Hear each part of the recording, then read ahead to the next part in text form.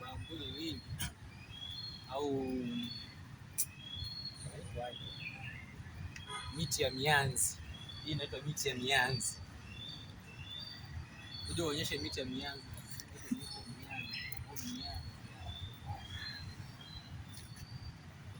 Ndio miti ya mianzi. Kama wengine hawajui, ndio miti ya mianzi na bambu.